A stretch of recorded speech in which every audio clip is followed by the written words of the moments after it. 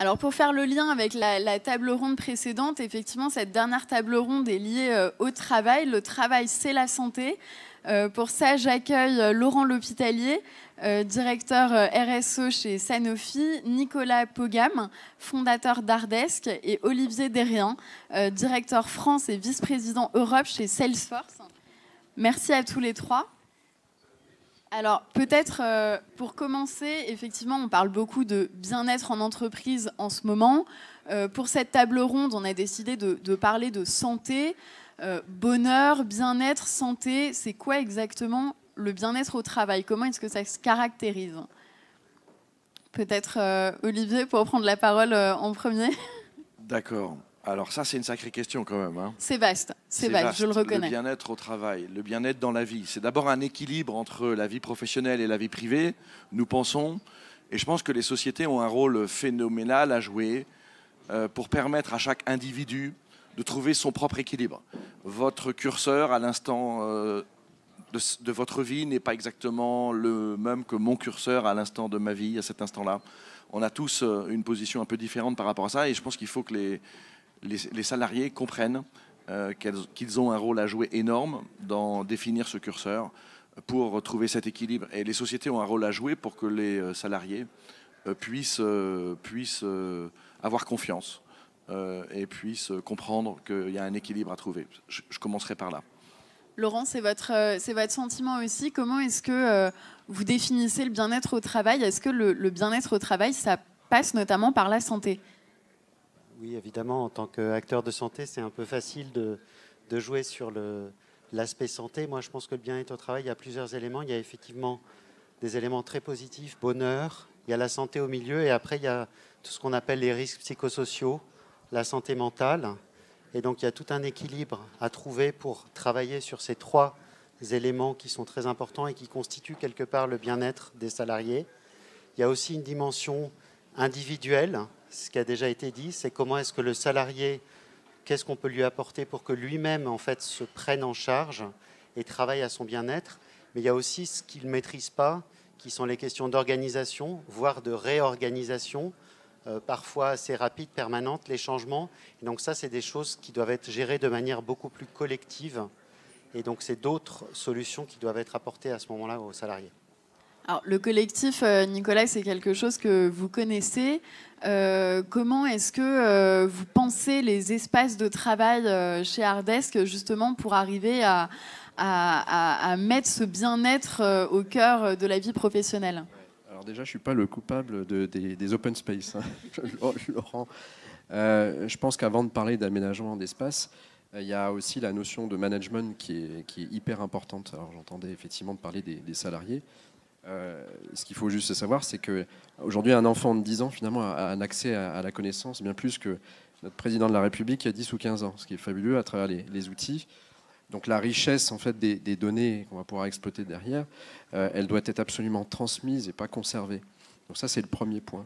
Donc, je pense que pour le bien-être des équipes et des collaborateurs, il y a une nécessité à se remettre en action, en mouvement. C'est-à-dire que nous, managers, on a un rôle qui est beaucoup plus important et plus large. J'entendais tout à l'heure de libérer du temps en management, c'est ça, j'en suis complètement convaincu. C'est-à-dire qu'on a un rôle qui est plus un rôle d'accompagnateur qu'un rôle de contrôleur, finalement. Qualification, aujourd'hui, il faut fédérer, il faut animer, il faut faire en sorte que le participatif et le collaboratif soient encore plus présents dans les entreprises. Donc je pense que la première partie, avant de parler des moyens ou des outils, c'est de faire en sorte qu'il y ait une belle cohabitation entre le type de management qui doit absolument évoluer par rapport à ces données là, qui explosent et qui pourra faire que derrière, on puisse se retrouver dans un univers, un environnement de travail. Alors, vous disiez que vous n'étiez pas le pape des open space. On va quand même en parler un petit peu. L'open space est arrivé dans beaucoup d'entreprises. Dans les startups, on travaille même avachis dans des canapés, avec des snacks à volonté dans pas mal de boîtes. Pour reprendre une expression que les Français aiment beaucoup, est-ce que le travail, c'était mieux avant? C'est à moi de répondre, là. Je pense que chacun dira un mot là-dessus. Moi, je peux dire un petit mot et puis je laisserai la parole. Mais je pense que le travail, c'est tellement large, en fait. Je pense que c'est surtout le sens qu'on doit donner aujourd'hui à à la réalisation de missions. Moi, je préfère d'ailleurs parler de mission que de tâches, parce que je trouve que la notion de tâche est relativement péjorative dans le monde du travail aujourd'hui. Mais il faut vraiment se donner des caps et d'avoir une vision très très claire en fait. Donc le travail, est-ce qu'il était mieux avant? Moi je pense pas, moi je suis aussi un optimiste, c'est-à-dire que je pense qu'il y a une révolution qui est en train de s'installer aujourd'hui dans le monde du travail, donc il faut juste prendre le virage, pas brûler les étapes et être dans l'accompagnement, c'est-à-dire qu'il faut que ce soit extrêmement collaboratif et pas uniquement descendant. Donc je pense que le travail est plus sympa maintenant parce qu'il y a plus d'échanges, quoi. Laurent? Je pense qu'en fait, surtout, oui, effectivement, le travail a changé. La nature du travail a beaucoup évolué. Si je prends le cas d'une grande entreprise, c'est quand même beaucoup moins pyramidal, même dans une grande entreprise. Donc les salariés sont beaucoup plus à même à travailler en transverse, beaucoup plus autonomes, ce qui crée en fait des nouvelles sources de stress et de tension. Donc les espaces sont eux-mêmes adaptés et en ce sens, je ne défends pas l'open space, mais je reconnais que quand on travaille en transverse, c'est quand même beaucoup plus confortable d'être en open space pour partager l'information, être au courant, notamment quand on est dans un très grand groupe. Et cette ouverture, elle va plus loin. Quand on est une grande entreprise, de plus en plus, en fait, on est ouvert sur l'extérieur. On a beaucoup de collaboration avec d'autres acteurs, d'autres entreprises de tailles différentes, de cultures différentes. Donc là aussi, effectivement, le travail est différent, beaucoup plus riche, je pense aussi, mais source de tension parce que cette autonomie, je pense que c'est plus pour les gens qui ont connu un avant où il y avait des tâches beaucoup plus précises, on était rassuré par la hiérarchie, la pyramide, et du jour au lendemain, on se retrouve dans un open space, très autonome, avec quelque part moins de reconnaissance. C'est ça aussi que ça veut dire l'autonomie, c'est qu'il faut aller chercher la reconnaissance soi-même, il faut se vendre son travail, vendre ses missions au sein de l'entreprise, parce qu'on n'a plus un patron, on n'entend plus parler de patron d'ailleurs, qui vient féliciter le soir, le matin et ainsi de suite. Olivier, c'est aussi quelque chose que vous essayez de mettre en place chez Salesforce, une relation peut-être moins pyramidale, moins de hiérarchie? En fait, je pense que chaque société essaye de le faire. Une société, c'est un regroupement d'individus, mais sur une même cause. Donc je pense que ça commence par une vision claire de la direction générale sur la vision de l'entreprise, sans omettre les valeurs de l'entreprise. Et les valeurs de l'entreprise, elles doivent être clairement énoncées. Mais ce qui est encore plus important sans doute, c'est que chaque jour, elles puissent être vécues et qu'on puisse les faire avancer au quotidien. Et les employés, vous savez, ils vont regarder très très vite si c'est sincère ou pas. Tu parlais de sens tout à l'heure. Moi, j'ai le mot sincérité en tête. Et si la sincérité est là, alors le travail va être beaucoup plus collaboratif. Les gens vont être tourner ensemble vers les mêmes objectifs et les valeurs peuvent se développer.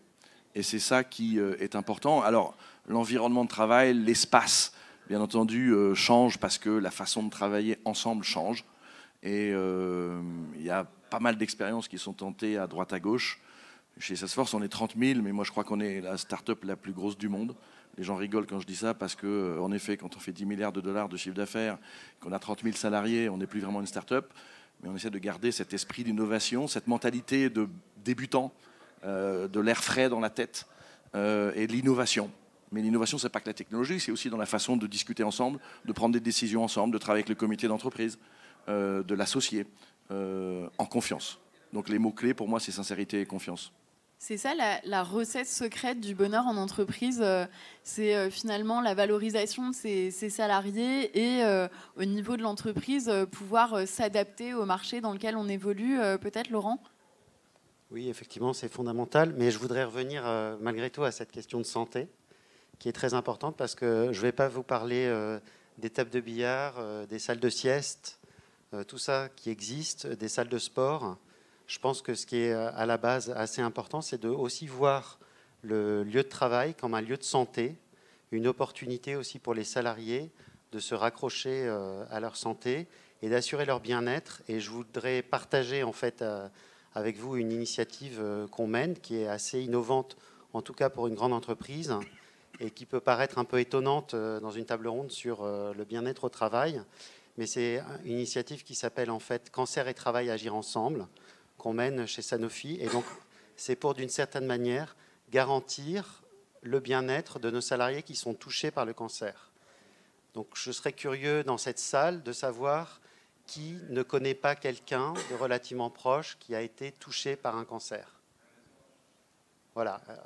Il y a toujours très très peu de mains qui se lèvent parce qu'en fait, une personne atteinte d'un cancer, c'est systématiquement 6 personnes touchées par le cancer. Donc en entreprise, vous avez des gens malades, vous avez des gens qui prennent soin soit d'un enfant, soit d'un ascendant malade, d'un conjoint, et tous ces gens-là, il faut les accompagner. Et donc l'initiative qu'on a lancée, en fait, c'est de mettre en place une antenne dans chaque site Sanofi, une antenne d'écoute où il y a à la fois un manager référent, un salarié référent, ancien malade, bien souvent, et la médecine du travail quand elle existe. Et donc de permettre en fait une certaine écoute de ces salariés pour les aider. Et notamment, on inclut le management parce que le management est bien souvent complètement dépourvu en disant « Oh là là, j'ai un collaborateur, donc soit qui est directement atteint d'un cancer ou qui revient d'une chimio ou qui vient de m'annoncer que son enfant, c'est très très compliqué à gérer. » Donc c'est donner les moyens et un espace indépendant où ils peuvent aller discuter, écouter, prendre des conseils sur ces sujets-là. Alors, ce qui revient dans ce que vous dites tous les trois, c'est effectivement que le management est au cœur du bien-être et de la stratégie de l'entreprise pour mettre à l'aise ses salariés. Comment est-ce qu'on forme des managers justement qui peuvent arriver à être heureux? C'est ça. Voilà, comment est-ce qu'on les forme à être salariés heureux? Encore mieux. Nicolas, il doit savoir ça. Nicolas, vous, visiblement. Comment on forme? Je pense que déjà, il y a la notion d'exemplarité. Je pense que les patrons d'entreprise aujourd'hui, les managers, doivent absolument se remettre dans un état d'esprit complètement différent et d'être beaucoup plus proche des collaborateurs qu'ils n'étaient avant. Donc faire participer déjà des équipes à des projets, je suis convaincu que c'est déjà une première réponse. Alors derrière, il y a d'autres possibilités d'expression. On peut aussi se faire accompagner par des entreprises qui le font très bien. Moi-même, j'ai sollicité une structure pour essayer de faire en sorte de recréer du lien avec une comité de management, à évoluer vers des nouveaux modes de travail.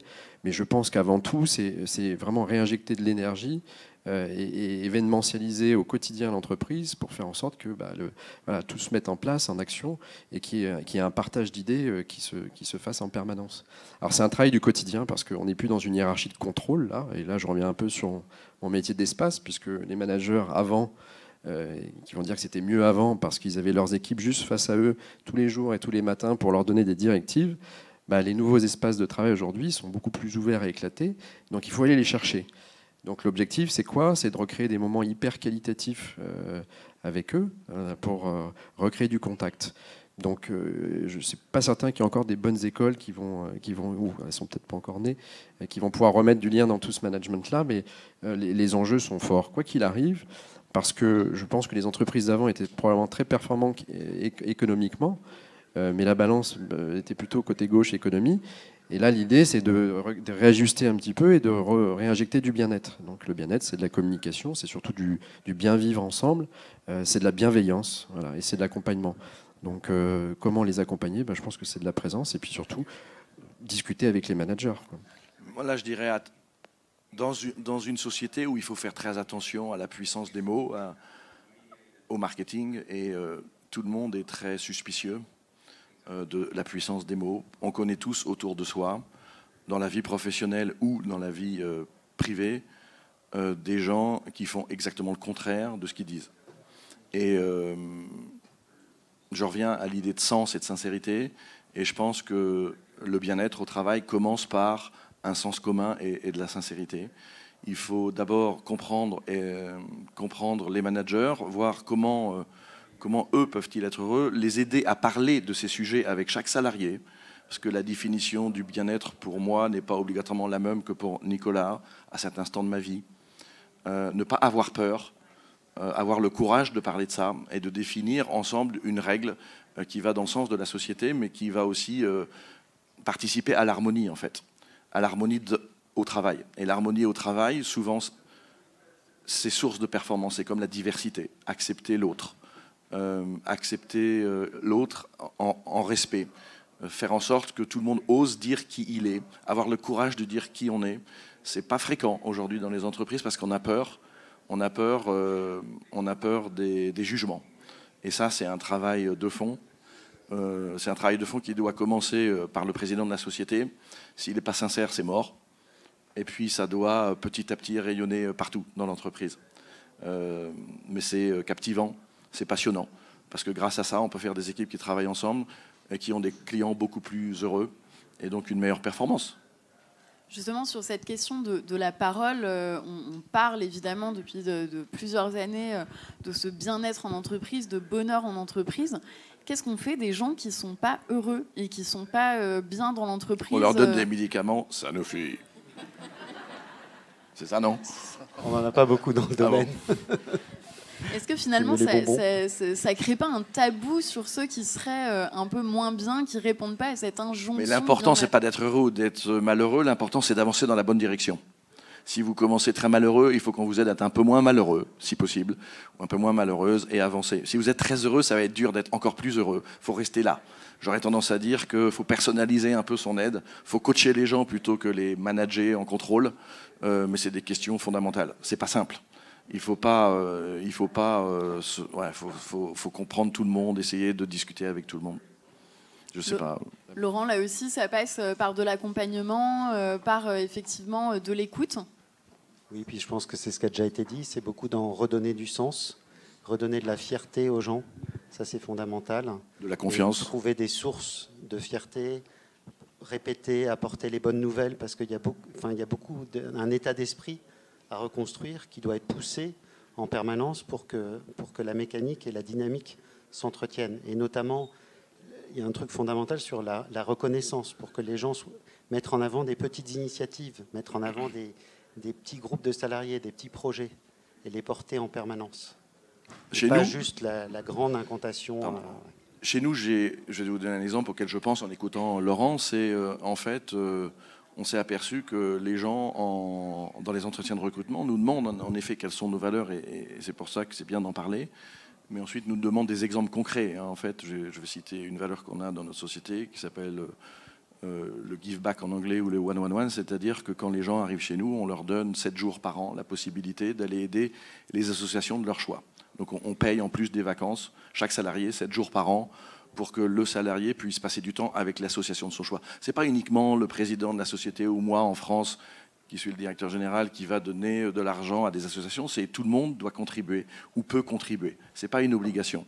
Et après, dans mon tableau de bord de performance de la filiale française, au même niveau que la croissance des ventes, que la croissance de la satisfaction des clients, au même niveau, j'ai le nombre d'heures que Salesforce France passe à aider les associations en France.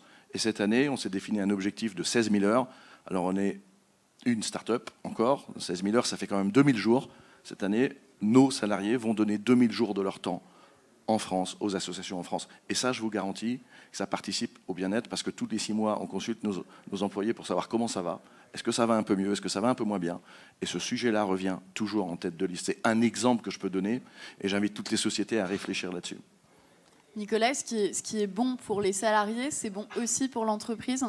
Oui, je rejoins ce qui se dit. Je pense qu'il faut qu'ils sortent, il faut qu'ils participent, il faut qu'ils créent et qu'ils donnent. Ça, c'est une évidence.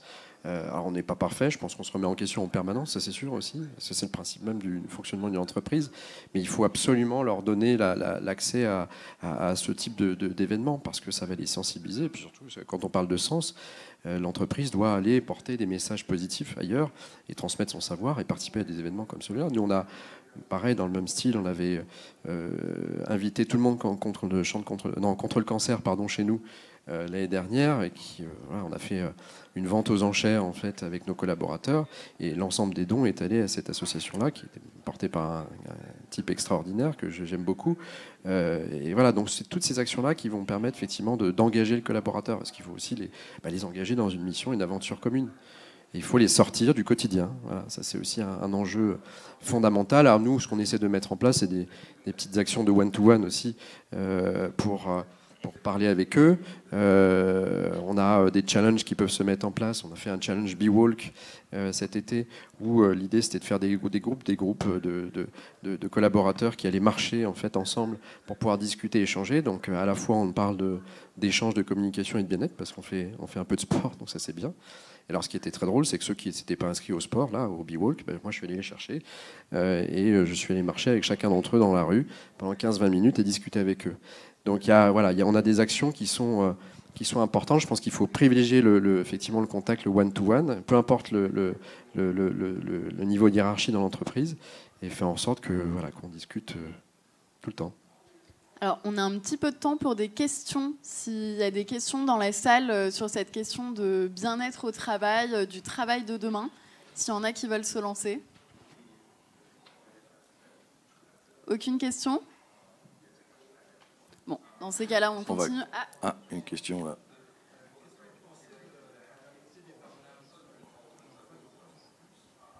Oui.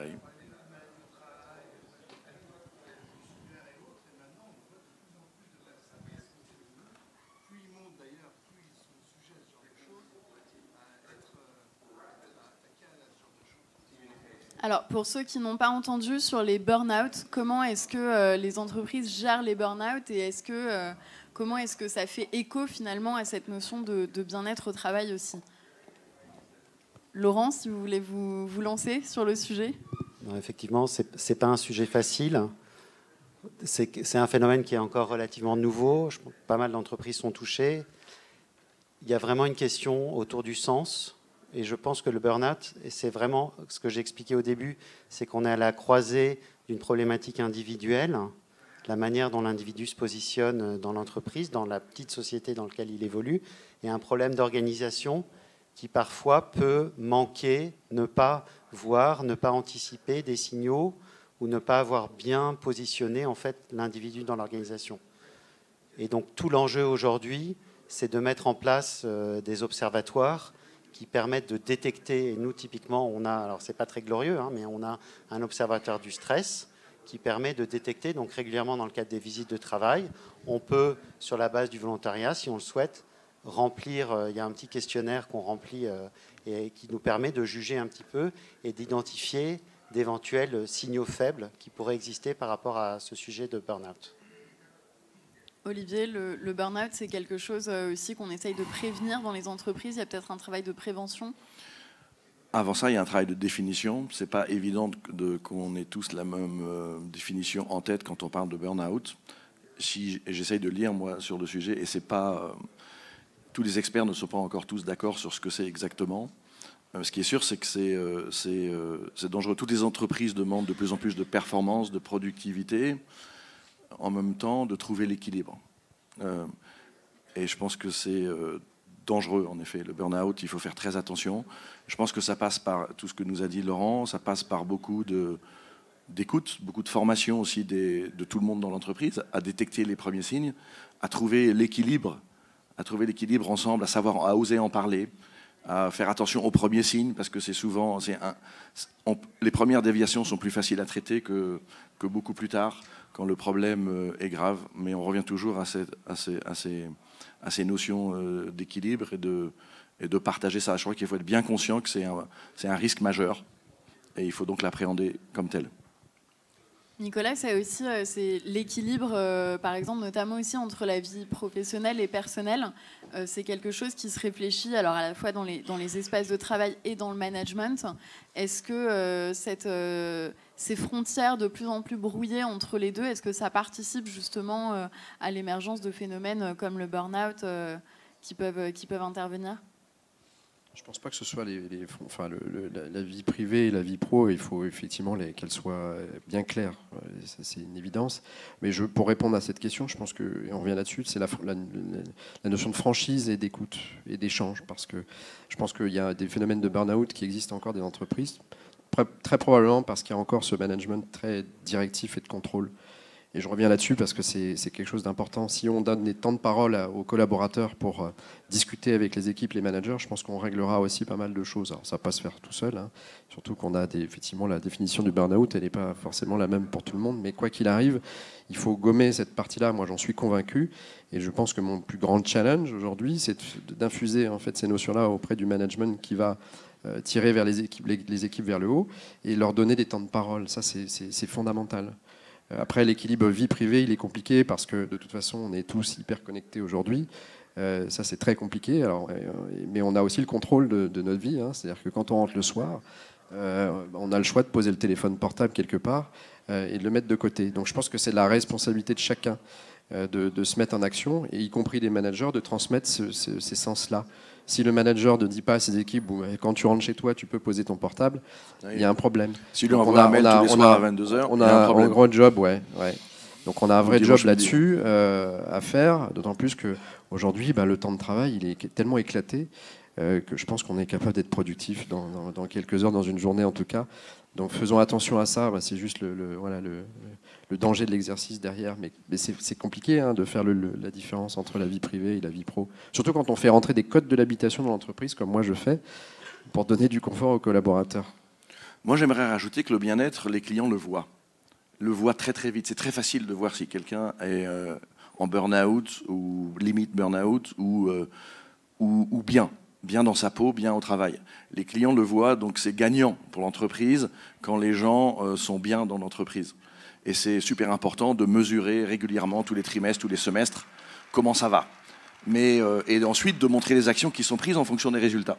Je pense que ce travail de communication et de confirmation, de preuve par les faits que les choses avancent dans le bon sens, tous les salariés le demandent. Et plus on fait ça dans une entreprise, plus les gens se sentent respectés et trouvent le sens. Et je rajouterais juste un point important, c'est à la fin d'année, ce fameux entretien qu'on fait à la fin d'année avec un collaborateur. C'est cette espèce de sanction qui tombe là.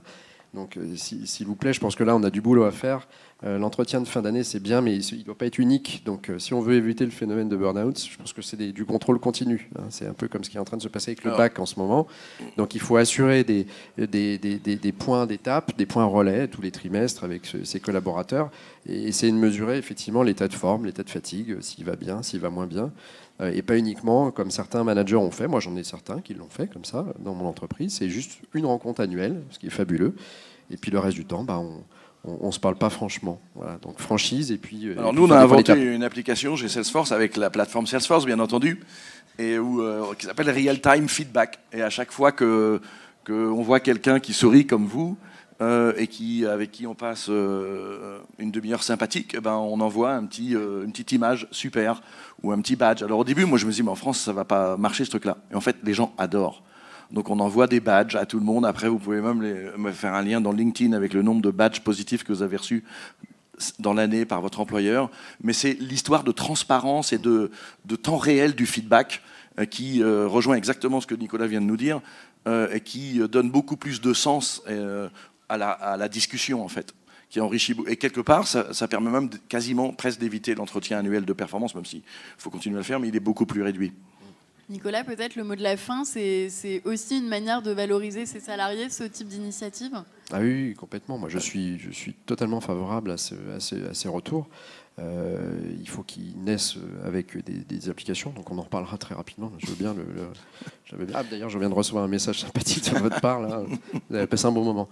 Donc, non, il faut juste apprendre à communiquer et puis à échanger, mais ça doit se faire dans les temps de parole, dans des breakfast villages une fois par mois. Il faut que les managers et les présidents fassent participer les collaborateurs à des points de rencontre. Ça doit être très régulier, en fait. Il faut surtout. Le temps passe tellement vite qu'il ne faut pas louper ces étapes-là, c'est important. On arrive au bout du temps qui nous était alloué. Merci à tous les trois pour cette discussion. Merci à vous de nous avoir suivis sur ces tables rondes dédiées au bien-être. Merci. Merci. Merci.